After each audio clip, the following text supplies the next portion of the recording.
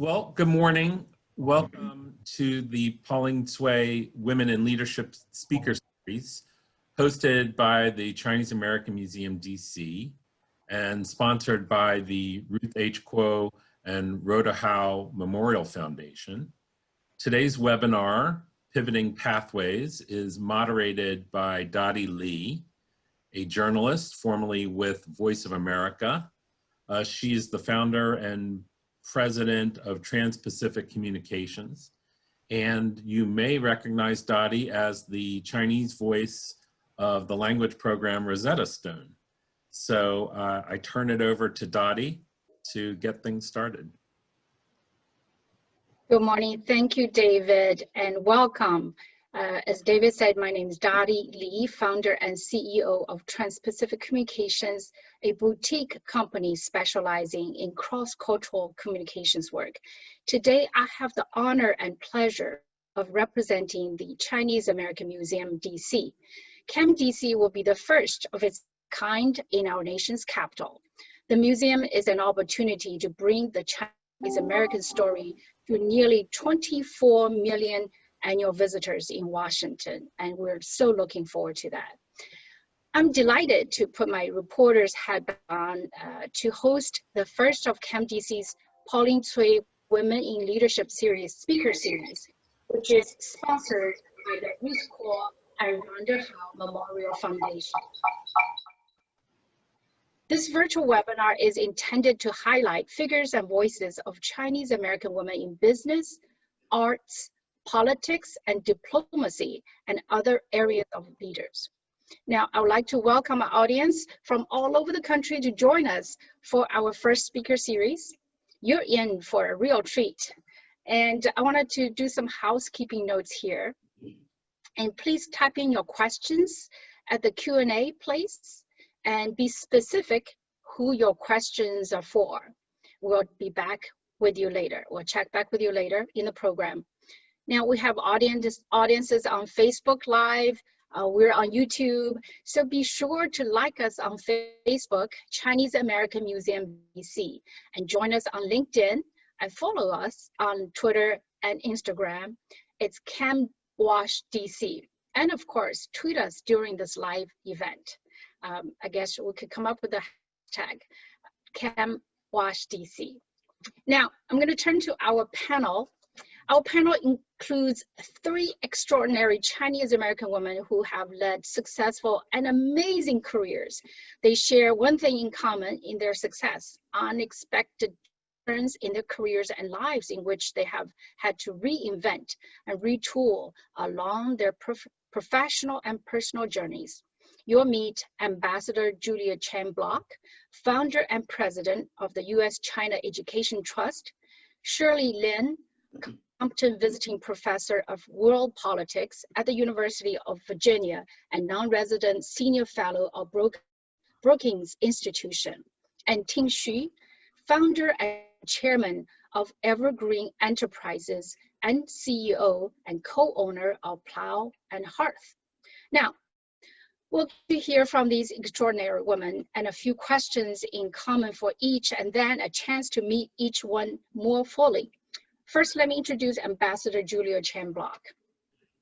Ambassador Julia Chang Bloch is founder and president of the U.S.-China Education Trust, a nonprofit organization that promotes U.S.-China relations through education exchange. Appointed as the U.S. ambassador to the Kingdom Nepal in 1989, she was the first Asian American to hold such rank in U.S. history. She began her career as a Peace Corps volunteer in Sabah, Malaysia in 1964. From 1981 to 1988, Ambassador Bloch served as the U.S. Agency for International Development as an assistant administrator of food and peace and voluntary assistance, and was assistant administrator for Asia and the Near East. She was also a Senate professional staff member, the deputy director of the Office of African Affairs at the U.S. Information Agency, and this follows a long career. Now, after 25 years in government service, Ambassador Bloch moved to the corporate sector in 1993, becoming Group Executive Vice President at the Bank of America.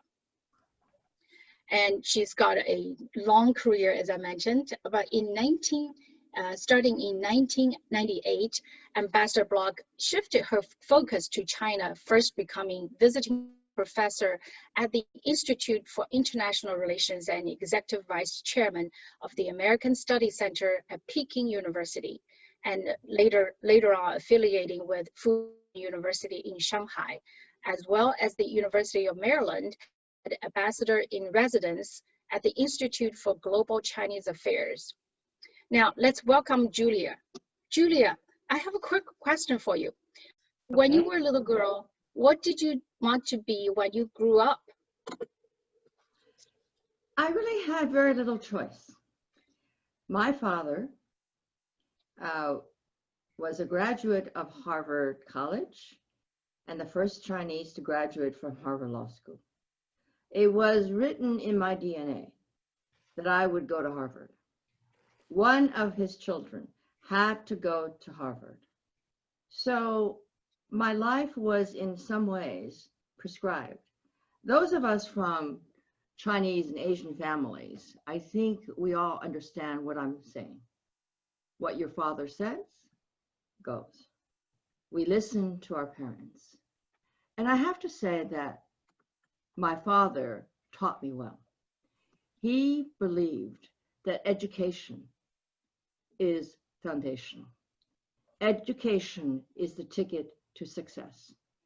And he always told us when we were children that you're now in America, you are not going back to China to live, and you are going to have to work harder than all your classmates to succeed. So in many ways, Harvard was my first step in becoming or joining the mainstream of American society, and first step towards success in America. So Harvard was the goal, not so much a particular position. Well, certainly some wise wisdom from your father. And I wanted to follow up on that. What did it mean to you living in different cultures? Did that change your perspective about the world and the place you're in now? Of course it did. You know, I joined the Peace Corps, as you said, in 1964, when President John F. Kennedy was assassinated. I think someone of my generation, we can never forget John F. Kennedy's clarion call. Ask not what your country can do for you, but what you can do for your country. I went to Sabah, Malaysia, as you mentioned, to teach English at a Chinese middle school in the middle of the jungle in a very small town. And so I think that much of what I have done in my life is a natural extension of my Peace Corps service. Because living with my students, working, playing with them and their families for 2 years, I learned the meaning of serving your country and helping others. And that never left me. And I also learned another very important lesson for my ambassadorship.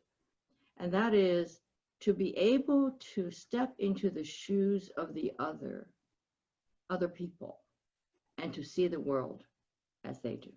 And that is a key qualification, I think, or quality that diplomats must have.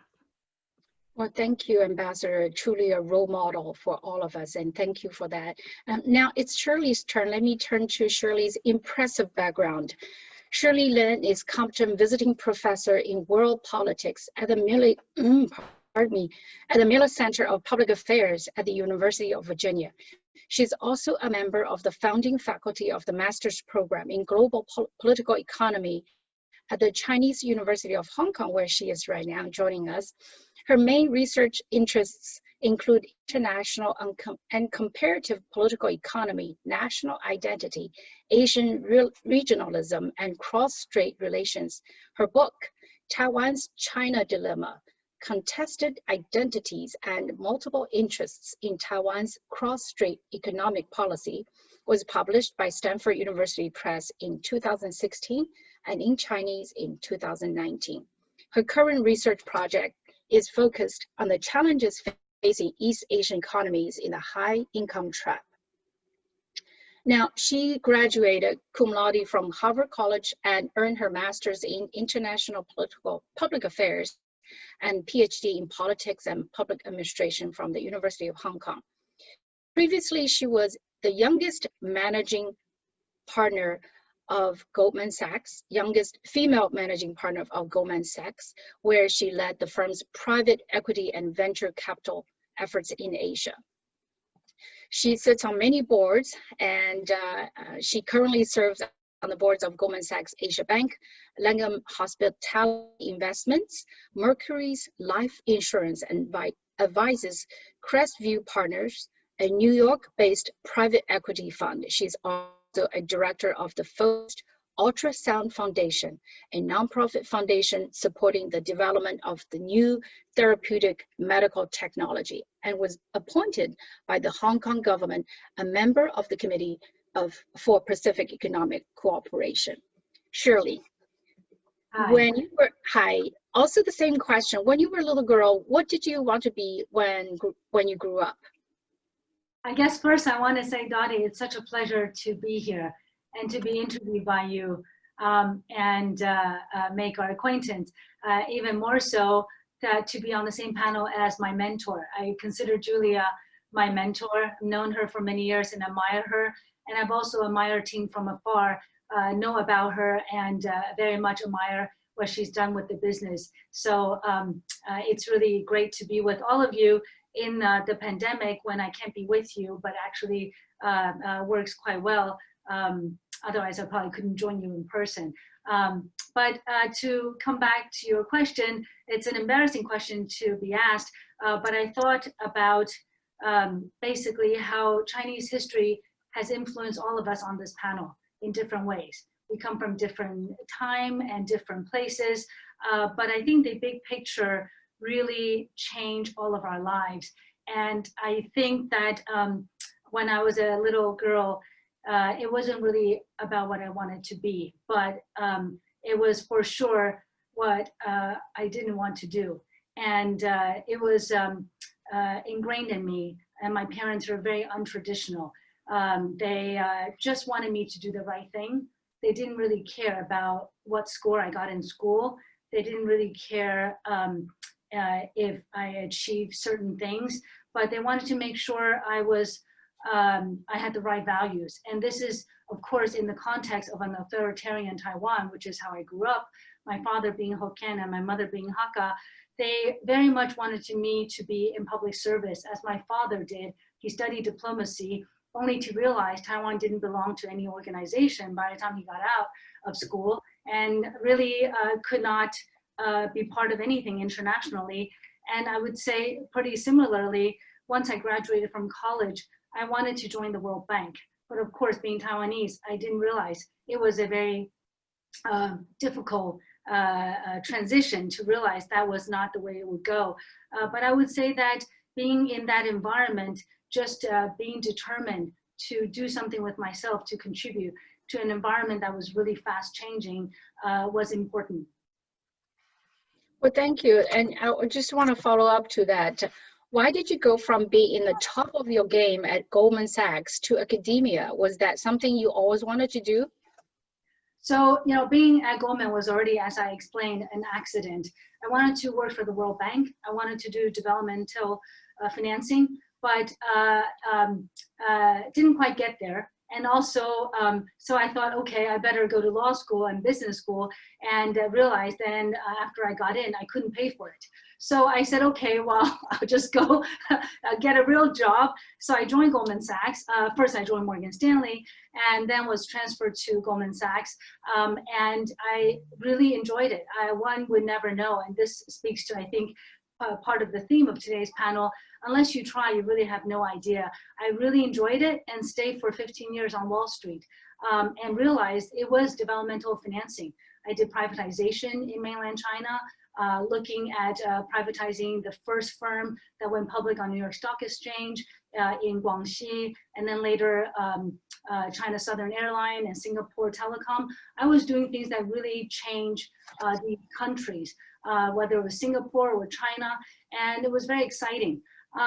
And of course, once I rose through the rank, I was able to do what actually I wanted, that the firm wasn't able to see. And in Asia, for me, the future in 96, 97 was clearly technology, but very few people saw it. So I built for Goldman Sachs a portfolio of technology companies, including now today very well known, but by then nobody believed in it. We started with Sina, NetEase. We also own what became Sohu, and of course Alibaba, SMIC. We built this entire technology portfolio in China, but the firm really didn't appreciate it. And they didn't think that was such a smart move. And so with a real difference of opinion in how the world would change, I thought to myself, well, the stage, you could find a stage anywhere. And so I decided I wanted to do something for what I see as the future. And so I retired at age 36. I think that in most people's mind, that's not quite the right age, but there's no, and today in the pandemic, I think people will appreciate, there's no such thing as a retirement age. And when you're working 80 to 120 hours and taking care of 3 daughters, 15 years was very, very long, and yet very, very short. Because after that, I earned the freedom, the reputation to do something totally different. And from there, I decided to go back to what I always wanted to do, which is to do what Julia did and to be in public service. And the way to do that, I thought, was to go back to school and get a PhD. Well, thank you. Such inspirational stories, and it's so easy for you to say Goldman Sachs was an accident and then retiring at 36, higher achiever for sure. Let me turn to Ting, and it's again a very, very motivational and inspirational story. Let's meet Ting first. Ting Shi is founder and chairman of the board Evergreen Enterprises. She's also CEO and co-owner of Plow and Hearth. Evergreen Enterprises was founded in 1993, literally in her garage, when Ting, a computer programmer at the University State Health Department, launched a second career for her retired parents, making decorative flags. The company has become one of the nation's largest flag wholesalers, producing millions of flags each year. Under her leadership, the company has expanded throughout the home and gift industry, slowly increased its product assortment to include garden and home decor, officially licensed sports merchandise, and fashion and baby accessories. The annual revenue last year was, get ready, $310 million.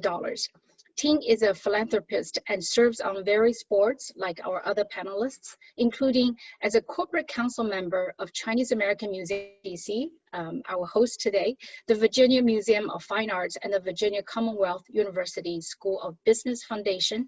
Ting takes pleasure in reading, traveling, and trend shopping. Welcome, Ting. Morning. Morning. I have the same question for you to start us off with. When you were a little girl, what did you want to be when you grew up? Well, I was born in the height of Cultural Revolution, 1965, and I grew up in Shanghai when it is really a pure socialism society. And we have very little government-approved movie that we're allowed to see on TV. I remember there were really just about 8 of them. So as a younger, was so fascinated by those movies. I thought to myself, when I grew up, I want to make movies. And I haven't quite realized that dream yet. But right now, I do get to, participate directing a lot of product videos and our company brand productions. So, but in the next chapter of my life, I think I still have a good chance to make that dream come true. Of course, of course. Now, you started a business for your parents, retired parents, and turned it into a large business. Was it deliberately blazing a new path for yourself, or following a path that you saw being created in front of you? It is more deliberately charter than UPass. My mother, she was a professor at the Fudan University. She was been there for over 30 years. And my father was a civil engineer working for a car manufacturer in Shanghai. It was 1989 during the Tiananmen Square movement. My parents, they happened to be in US, so they were given the chance to stay here. And we were very close family, so my parents took the opportunity to stay in Virginia. So I was really searching for ways to help them start a new career in America, and for our family to be able to stay closer. And so along the way, you know, we able to really live close to each other. My parents, so 25 years later, they live a half mile from me one way, and my brother lived 0.6 miles the other way. So while we're building this business, able to keep the family close by, that's really been the dream come true. Well, thank you. Thank you. I am going to just make another quick housekeeping notes for our audience joining us from all over the country. Please make sure you type in your questions in the Q&A section, and also make sure that you specify your questions and who the question is for. All right, let's continue. I'm going to turn back to Shirley. And Shirley, you're using many of the same skills of the corporate world as you serve on the boards of very large corporations, but you're still learning, and you wrote a book and you're researching issues to write more books and to teach.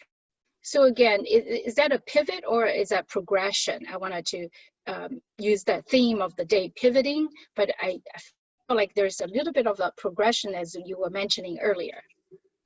Thank you. Yeah, I have a different understanding of the pivot. I think most women do. When we think about pivot, I actually look at my life and look at all the amazing women who are on this panel.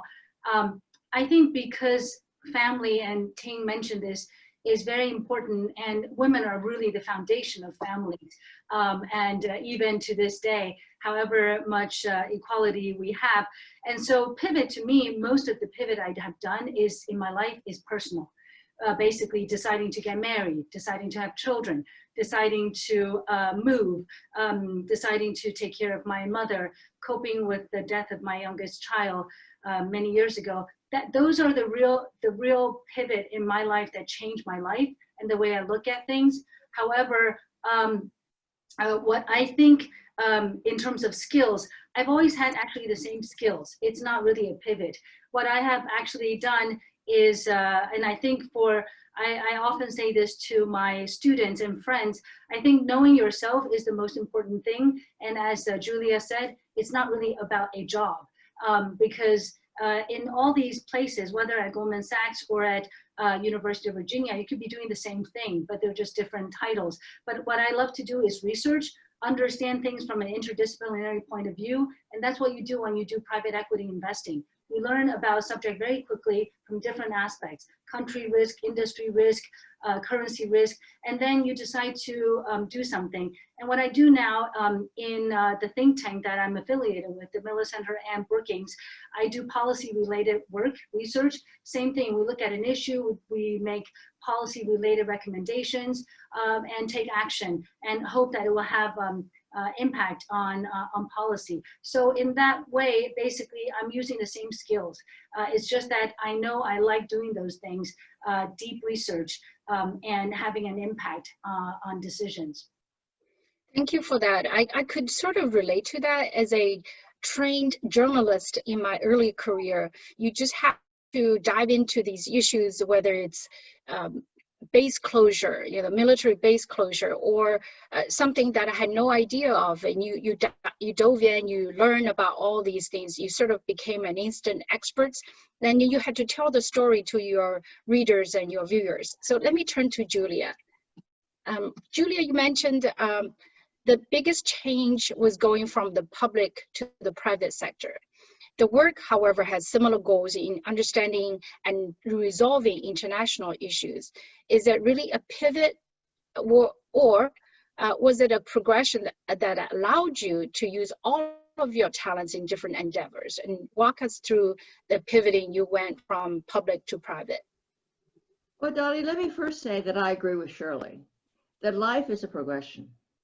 And I find that, you learn in all phases of your life, and life stops if you stop learning. I'm still learning. So generally speaking, it's a progression, and we use similar skills in whatever job we find ourselves in. However, for me, it was a pivot for me to go from a lifetime in public service.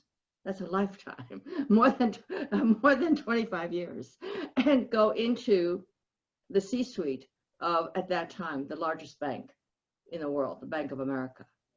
When they recruited me out of Nepal, I said to myself, I'm not a banker. And they said, we don't want a banker. So off I went because it was attractive. And I was curious. I wanted to know whether I could handle being in a totally different environment, working environment. I would say, Dottie, that I'm not sure agree that the goals are similar or the same. Because, but this is my view. And Shirley found tremendous satisfaction in her work at Goldman Sachs, investment banking. However, I went into the bank, and it was repeatedly shareholder value, maximizing shareholder value. And I will tell you, Dottie, I was not satisfied. I managed the work, but I lasted 3 years because the Peace Corps was still with me. I didn't get these whatever policies or whatever in development finance. And to me, I still wanted to have a role in making a difference in the world. And to me, earning money for shareholders, you're basically making only the owners rich. Sure, it creates jobs, but all in all, it was not for me. And luckily, I was recruited by the U.S.-Japan Foundation. And I thought, another sector. I'd never been in the philanthropic sector before. It was much closer to government service or to public service. However, I finally had to jump ship because Japan is not China. And I had, because of I'm so much older than all of you, that in my lifetime, professional lifetime, I could not work on China. So from the U.S.-Japan Foundation, I went off to Peking University, and here I am. Well, thank you. That definitely is someone who follows her passion and her calling in serving people, right? All your life you've been serving people. So thank you for that. Let me turn to Ting. Ting, you're responsible for a company that offers the world's largest selection of home and garden decor, sports and fashion merchandise, and baby accessories. That is a very diverse portfolio. And first of all, what prepared you for that? And then, of course, I would love for you to talk with us about learnings of intentional and unintentional moments during the life cycle of business. As a very successful entrepreneur, and I want our viewers, our audience, to learn a few things from you. Okay. The reason we keep expanding our product assortment is about 5 years into starting the company, we made a conscientious decision that we want to build a dedicated sales force. In our industry, most of the company use independent contractors. And so we start hiring dedicated salesperson. As each of them join the company, we need to find a way to support them full-time working, making good living, just selling our product. So we want to build out a rounded out product assortment that can be the one-stop shop for a lot of retailers. And also, while we're serving about 12,000 independent retailers, we want to make sure stores next to each other on Main Street don't really carry the same product from Evergreen. So we give them broad enough choice so each retailer can curate their own very distinguished look from our company's portfolio. And I think my initial training in a computer programmer after I transferred from Fudan to Virginia University or Dominion, learning programming in computer language and thinking things more analytically, I think that definitely helped us design a process. While it's very creative, we have to look at the trends, what consumer wants, but same time, there's certain discipline. So we have a very good framework putting into the many different categories as we build out. And answer your second question about what's intentional and intentional. Back in about 2009, 2010, when we start seeing the internet, online marketing, e-commerce starts to really entering people's shopping behavior. Being a wholesale company, we made a very intentional decision, say we need to find a way to acquire or build brands through online. We can connect with end consumer. And so we spent the next few years really designing the website platform, learning the online tools, and most importantly, to study the end consumer's behavior. And so today, about 50% of our revenue are coming from end consumer directly. And the unintentional one, right now, COVID is a perfect example. We woke up and finding out there's certain part of products doing tremendously well, like garden products. Everybody are doing yard work right now. And at the same time, our sports license products, because all the venue are closed, just not moving at all. So facing this kind of sudden changes, we quickly, very flexibly, shifting the resources and attention, and our product manager jumped right onto the products that consumer wants today. And that's the unintentional efforts. Thank you for sharing that. I'm going to take a page out of your book. I'm an entrepreneur myself, but I am going to our audience's questions. Just want to take a couple really quickly. One, actually, I'm combining two. They're similar questions. One question says, have you experienced any discrimination by sex and race? How have you managed that? I'm going to invite Julia to start us, and then Shirley and Ting. Well, I think I have to emphasize that I'm really of another generation. Don't forget, I was working already in the 60s.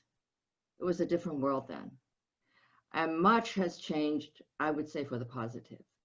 And certainly, discrimination is still with us today, as we see all around us, unfortunately. I personally, my philosophy was, don't take it personally, just overcome. Where I have suffered discrimination would be not just as a woman, but as an Asian. Because let me give you an early example.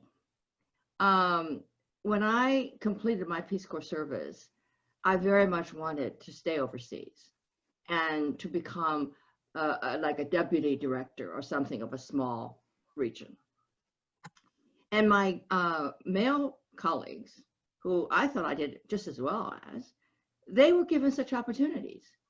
And when I tried to apply for that kind of a position, I was told Asians would not respect a young woman in that kind of a job. So they said, well, we could offer you the position of an administrative assistant. You all know what an administrative assistant is. It's like a glorified secretarial clerical position. No, I don't mean to demean that profession, because they can be very important.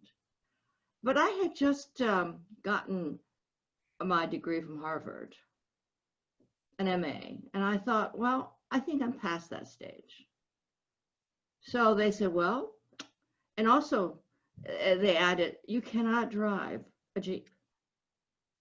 I said to myself, I can learn.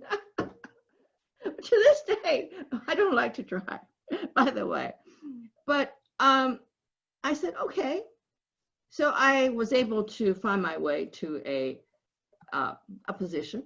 I became a training officer in the Peace Corps and then an evaluation officer. And guess what? I was sent to evaluate the Philippines education program where they wanted to assign me as an administrative assistant. So that was very early on a lesson to myself. Okay, don't develop a chip on the shoulder. Don't think that everybody is trying to get you. And if you're challenged, rise up to it. Deal with it. Thank And you. you shall overcome. That was my philosophy. Yes, ma'am, we shall overcome. Shirley. Thank you. I think I agree with a lot of what Julia said, and times have been changing, but so are geographic contexts. And so I moved from the US, working on Wall Street in the US, to Asia. And of course, when you're in Asia, you're not discriminated by race, but then there's more gender discrimination. So things keep changing in different environments. But for me, the constant is, for some reason, I have always chosen industries that are predominantly men. So Wall Street, and I was front office, I was in private equity, I was in venture capital, it's all men. And then I moved on to research and I did cross-strait relations. It's mostly security and it's all men. And so I have been in this environment for a long time. And I think what Julia says is, overcoming is very important. But I think the newer generations, I think, feel something that I also feel at times maybe I should have, which is to speak up in order to change the system. But in my days, it was really not that important to change the system, because when I joined the partnership of Goldman Sachs worldwide, there were only 8 women partners. And so there was really not much to change. You go see all 8 of them and you say, oh, okay, this is it. This is the data, right? And then you figure out what's gone on with all of their lives and what you wanted to avoid.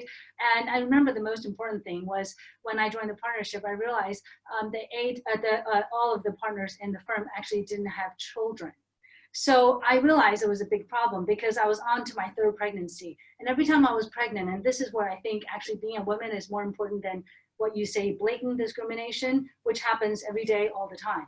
And that's one thing. But things that are institutional is basically trying to have a family, trying to be, the backbone of your family. This is all very tricky in profit-oriented environment.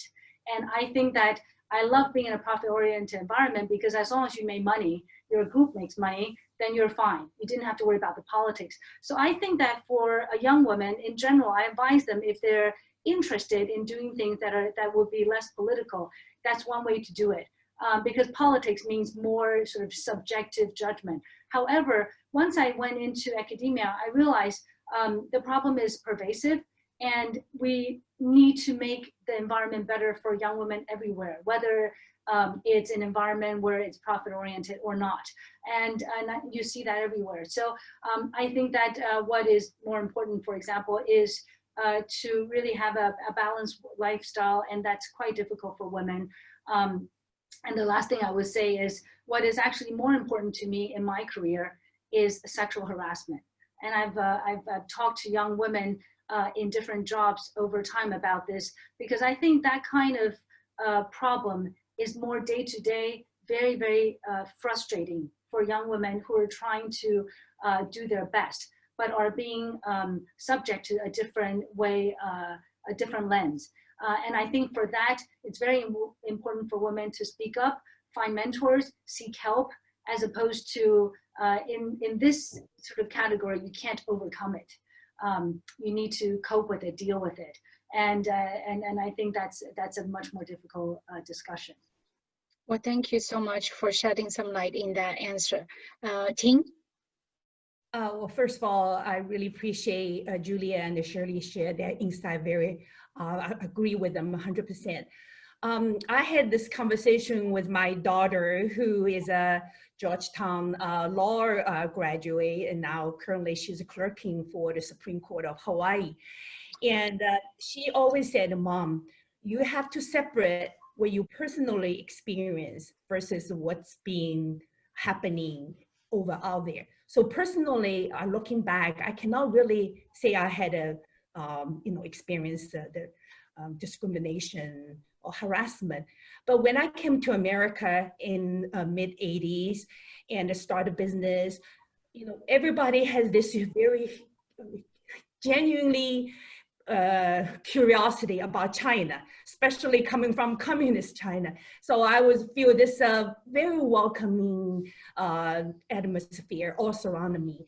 And if anything, I probably benefited being, outgoing personality, being an Asian female in many instances.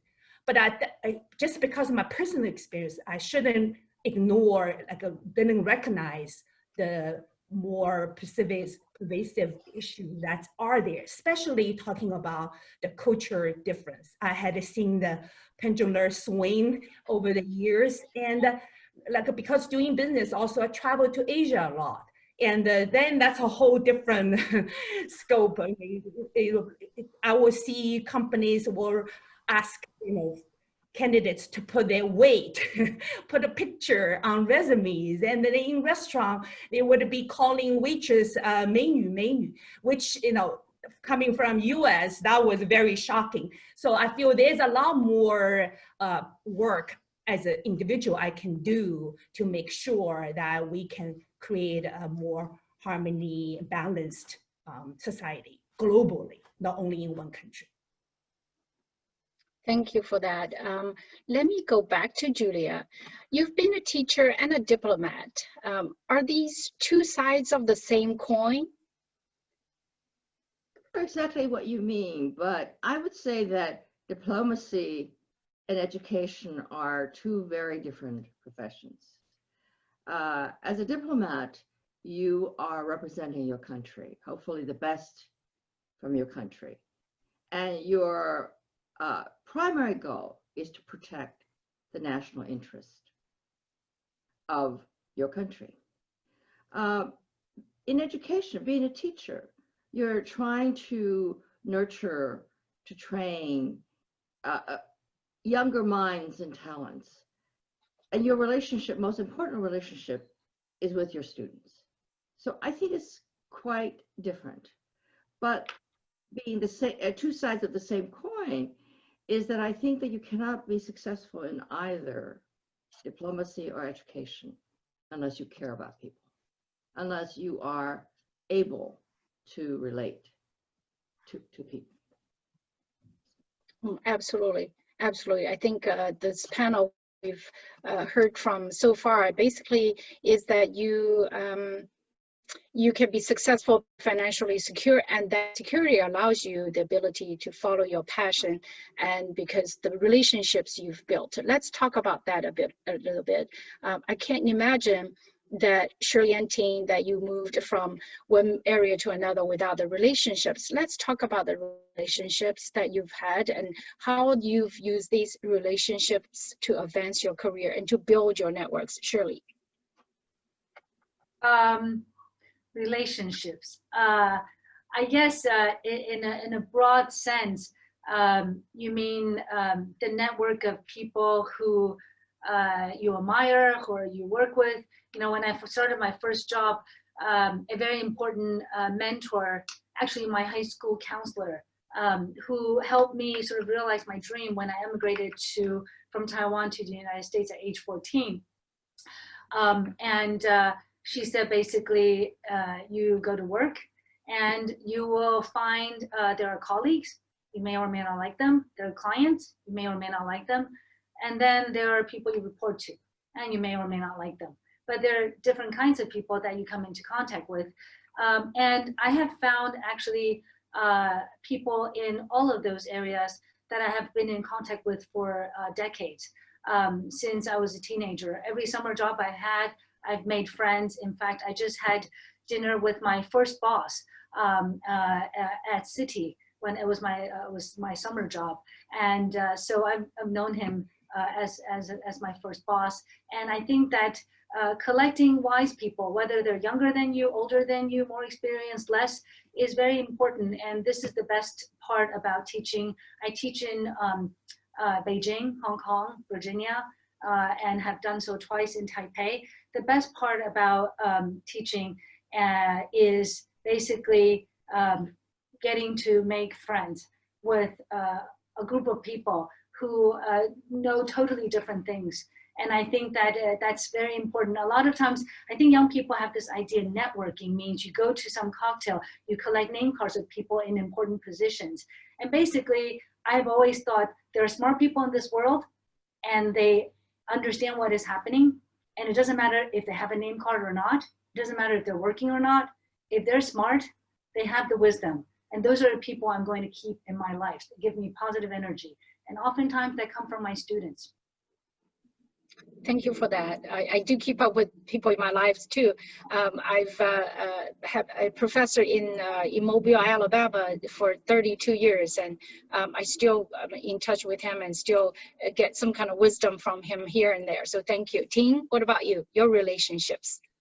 Well, I've been fortunate that I surrounded myself with a small group of really, really close, good friends, and most of them are female friends. And they are the group witness the entire journey. And along the way, I have to learn to be vulnerable, to really share all the good and the bad, the positive and negative of every aspect of my life with them. And then when you do get those moments that, you know, their advice, because they so know every part of my life, the advice, suggestion they can give are very, very meaningful. And just 2 years ago, you know, I encountered a big change in personal life. And I remember one of that group of my dear friends, and she came to me and said, Ting, you just have to remember, you know, at the darkest moment, you still have to remember your biggest strengths and play from your strengths. And the words of wisdom like that is really the, you know, encouragement, the light at the end of the tunnel that you seek. And also professionally, you know, I do belong to a couple organizations that they put a peer of people together that we meet regularly. And then you go there, you really have to be, again, back to honest. You have to be vulnerable, share the real thing of what's going on in business, in life. Otherwise, you're not going to be able to get true advice. So you were surrounded by a lot of boss ladies in your life. So thank you for that. I am going back to our audience questions, and there are 2 questions for Julia. I'll just combine them. They're sort of similar in a way. Julia, if you did not attend Harvard University, which of course is your destiny, right? You were born for Harvard. Do you think you could stand where you are right now? Do you think name of schools attend make a difference mostly for women? That's one question. Another one also for you, Julia. Since you served in the Peace Corps where I worked, I was a volunteer. Notice, excuse me, notice here we're very few Asian volunteers besides family. I can't quite make out what this person meant. Are there any other reasons Asians do not usually join the Peace Corps? So it's a Harvard school and the name of school and then Peace Corps question. Okay, absolutely. If you didn't go to Harvard, you can succeed. I'm just saying that Harvard made it easier in terms of opening doors. America is the gold standard, at least up until now, in attracting people from around the world, students around the world to study here. Our universities are top of the line. There are many. And by the way, you don't have to go to a name school because there's so many of us. Like, I couldn't afford to go to Harvard. That was a limitation. I had to have a fellowship before I could go. You can go to a community college and learn just as much. It's up here. It's yourself. It's how you apply yourself to take opportunities as they come, to take risks whenever they appear, not to shun risks. So I believe that you can achieve success, certainly in America, if you don't go to Harvard. Look at how many people around us are successful and who did not go there. So don't let that get you down. Just go with the flow. Now, the second question was about joining the Peace Corps and why there were so few Asians. Well, like Shirley, I chose a profession that had very few women. I think diplomacy at one time was called pale, male, and gray. Oh no, pale, male, and Yale. The establishment was really all white males for a very, very long time. Asians, I think, prefer security. It was something that Shirley said that reminded me. Asian young people, even today, and families, they all push these young people into the sciences, into math, engineering. These kinds of professions are clear. If you have the skills, you'll get a job, a technical job, perhaps, but not maybe managerial position. And Shirley said, in finance, it's numbers. That's pretty clear. If you know the numbers, you can work with the numbers, you can get the job. But in diplomacy, it's very subjective. You can have the best qualifications. You can have the best interviews. But still, that interview is subjective. They can say, she went to Harvard. She had good grades. She has a lot of good contacts. She has a great resume. But she lacks leadership qualities. That is the nub. Because leadership skills could be different to different people. And whoever is in the chair, in the power position, can judge based on only his criteria of what are leadership skills. Do you see? So it is more difficult, more complex, and much chancier to go into professions where there is a lot of subjectivity in evaluating your worth. So I had a problem.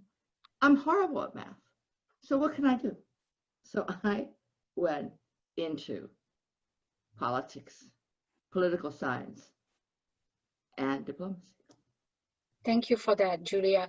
I have one other question. We're nearing the end of our session today, but we also got a late start, so I'm trying to wrap up faster. The next question is for Shirley. Apart from sexual discrimination, were there any other significant difference in the work ethics in Asia versus the US? You're muted. Shirley. Shirley, you're muted. Yes. I said, it's a difficult question. Thanks. I saw that and I said, oh, I hope I don't get asked. But here we go. The tough part about this question is I'm not really sure if the questioner had in mind that Asians work in a different way in terms of work ethics. But let me give you my own spin. My spin, having worked half the time in the US, actually the last 10 years, I've worked half the time at University of Virginia and half the time at CUHK in Hong Kong, as well as in Tsinghua in mainland China. And I would say the big difference to me in business and in academia is the US is a mature market. And Asia, whether in academic or in business, is an emerging market. Everything is still sort of a few decades behind. And that brings to something that's quite sinister, which is everyone overworks. Once I came to Asia, I never not work on weekends. It was work, work, work. In the best way, you call it Asian work ethics. In the worst way, basically, work is life, life is work, and there is no life. And I think that however much you think about Wall Street in the United States, on Wall Street in New York, literally, there are people who at 5 o'clock on Friday just turn off everything, and they are very successful partners that I admire. So I think that there's something about emerging markets that make everything very intense and quite difficult, especially in Asia, because we travel so much as academics or as whether you're in nonprofit or for-profit or a scholar, there's just so much traveling. And 2020 has been the best news until it was no longer good news. But it's still something I think that makes it quite different for people who are thinking about. I think a lot of the listeners are thinking about career choice. So I just want to do a plug here. I think if you're thinking about working in Asia, there are some real benefits and some real drawbacks. And the benefit, of course, is there's much more affordable help. There's more of a social infrastructure, and it's very exciting to be in regions that are coming up, whether it's you're talking about politics or the economy, US is very mature. So your life will be different if you choose to work in Asia versus the United States. Mm-hmm. And Ting, I have a question for you. For some people who are wishing to start a business as a female Asian person, what kind of generic advice you have for these folks? One, I would say, don't plan everything around the exit, because I've been very active in a lot of startup and also female entrepreneurship. I think in today's world, there are too many people kind of starting a business already thinking about how they want to sell, what would be the valuation. And I don't think you can succeed if you already have that as the exit. When I started business, it was really just try to get my parents' new career, and then one thing led to another. And I think you have to have passion. You have to have a authentic goal, and exit isn't an authentic goal. And the other advice I have to say, have a really good support system. I mean, we have a lot of in-depth conversation among the family about how everybody going to chip in, and like Shirley said, I also decide to have a family. So who's going to be the one doing the babysitting work and helping raising kids? So it is really take a village to launch a business, and all those have to be well thought of. Thank you. Let me go one last question, sort of a lightning round among the three of you. Is there another pivot point in your life in the future? Julia. Retirement. I mean, I've worked all my life, and as Shirley said, I mean, never a weekend goes by without working, even now. But I enjoy work. To me, work is my life. And by the way, so many have talked about family. I have no children. I have the best husband, who has always been supportive and encouraging and sharing. Even though we have no children, he shares in the work around the house. He does a lot. Without that kind of support, I think I would have had a much harder time. So I think that perhaps we should spend more time, if there's another occasion, to have this kind of a discussion, to talk about really the balance between family and career. Because Absolutely. That is a question that is most important to women. And Dottie, You've done a terrific job in moderating three of us today. And I really think you have a career ahead of you. So Thank you. I try to retire, and then, well, what am I going to do? I mean, how am I going to fill it? Well, I would say the coronavirus pandemic has taught me a little bit. When I grow up, I'm kind of enjoying it. When I grow up, I want to be just like you, Julia. Shirley, is there another pivot point in your life? I'm going to bring us together to finish so our viewers could go back to their work and other things they do. Go ahead, Shirley. Well, first I would say there's no way Julia will retire. She's retired so many times, and they're all fake, because the world cannot be without Julia Bloch. Ambassador Bloch is very important in many ways to many of us.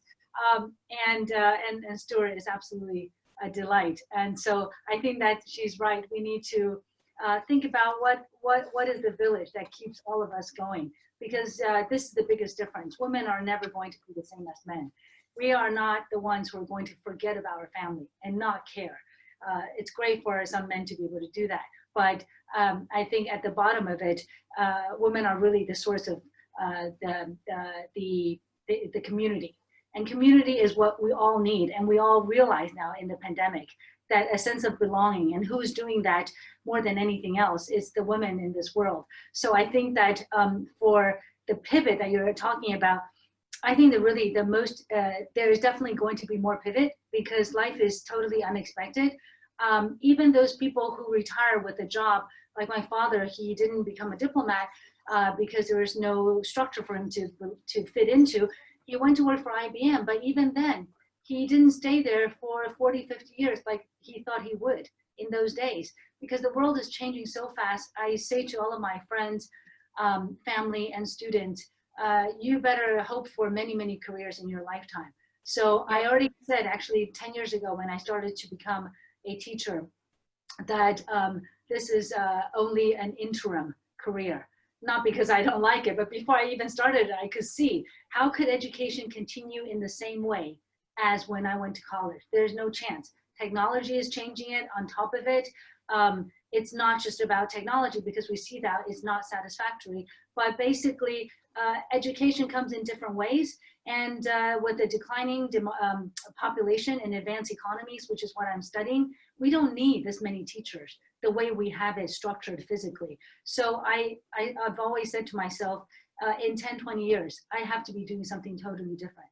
And maybe it's, and you have to think about it all the time, but instead of a pivot, as I said, I don't really think of the word pivot as changing from one career to another, but to know yourself. And I see a question from a student of mine, Margaret Liu, so I wanted to take the chance to answer that too, to answer the question on the pivot. Basically, for young people thinking about changing career, you must know yourself. You must know what you enjoy, because only if you enjoy something can you become good at it. And what I used to do, what I do now, I know why I enjoy them so much. And I know my skills, and I know what I don't like. And I think that that's what you carry through, as Julia says, it's a progression. You carry yourself through a lifetime of adventure using similar skills that you keep on honing. And therefore, the pivot is merely a change of title, platform, but you are still who you are with your values and your skills that will just get better and better. So I'm already looking for my next job. We'll be happy to take any recommendations. But Dottie, you already have your next career lined up, as Julia said. Thank you, thank you. Let me go to Ting. Is there a pivot in the near future? A movie producer, as you alluded earlier? Well, there's definitely a pivoting. You know, I really see the life as a journey, as a pyramid. Now, after the very basic needs for having food, safety, you know, financial independence, and then get to feel the love belonging to a community, and then get some recognition. When I've achieved that, now I'm at a point, it's really about what I can do for the society. And look at the first chapter of my life, when we create a wonderful product, it is at the expense of this earth. You know, we take a lot of resource, a lot of energy. So lately I've been thinking a lot with my work. I also get to travel a lot. You know, pandemic is what we're facing right now. The climate change, the global resource, the sustainability is a huge challenge. No matter where you are, that's what we collectively facing. And I want to be you know, positive part of this, figure out a solution that's going to be sustainable, meaningful. So I see a pivoting moment very near in the future. Great, thank you. Thank you. I am going to bring us to a close. I've been enjoying this panel of discussions. I just wanted to have all of us together to thank our distinguished panel in sharing their expertise, their experience, and their career with us.